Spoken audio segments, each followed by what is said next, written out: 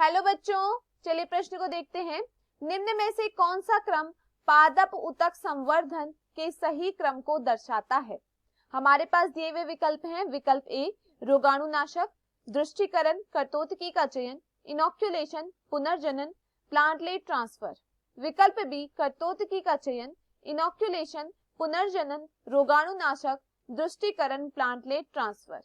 विकल्प सी कर्तोतकी का चयन, रोगाणुनाशक, इनोक्यूलेशन, पुनर्जनन, दृष्टिकरण, प्लांटलेट ट्रांसफर।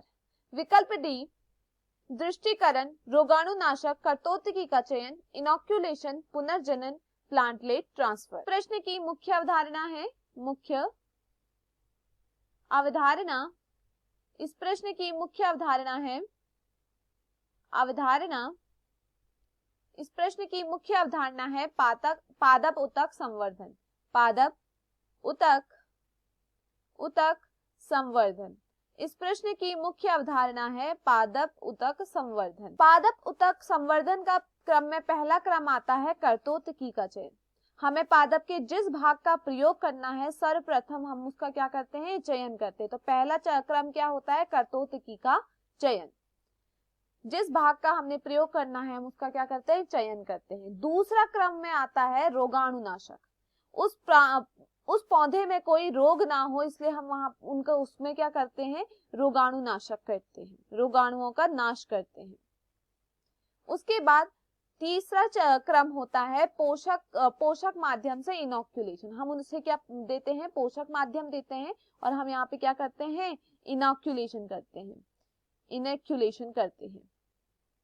उसके बाद चौथा चरण होता है यहाँ पर इनोक्यूलेशन हो गया। अब उसकी धीरे धीरे वृद्धि होगी तो उसका यहाँ पर क्या होगा, पुनर्जनन होगा। यहाँ पर क्या होगा, पुनर्जनन होगा। पुनर्जनन होने के पश्चात पांचवा चरण जो आता है वह होता है दृष्टिकरण। पांचवें चरण में क्या होता है, दृष्टिकरण। दृष्टिकरण के बाद क्रम में छठा क्रम होता है प्लांटलेट। अब क्या होगा, एक प्लांटलेट में क्या होगा, मतलब कि एक पौधा क्या होगा यहाँ पर तैयार हो जाएगा। ये पौधा तैयार होने के बाद इस प्लांटलेट का ट्रांसफर होता है। इसे अलग माध्यम में इसकी वृद्धि अब कराई जाती है। तो आखिरी चरण क्या होता है, प्लांटलेट ट्रांसफर। इसको क्या करेंगे, हम अलग माध्यम में डालेंगे और उसमें क्या कराएंगे, वृद्धि कराएंगे। तो चलिए प्रश्न को देखते हैं। निम्न में से कौन सा पादप उत्तक संवर्धन का सही क्रम है? हमें सही क्रम को बताना है। पहला है रोगाणुनाशक। देखिए पहला क्रम क्या है, कर्तोतकी का चयन। तो विकल्प ए यहाँ पर गलत होता है। विकल्प बी कर्तोतकी का चयन, यह सही है।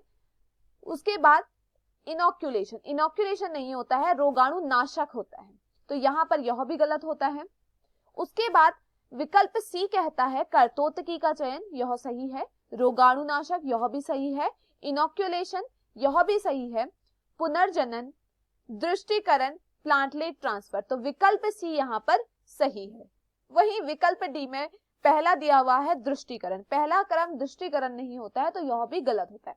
तो दिए हुए विकल्पों में हमारा सही विकल्प है विकल्प सी। मैं आशा करती हूँ आपको यह समझ में आया होगा। धन्यवाद।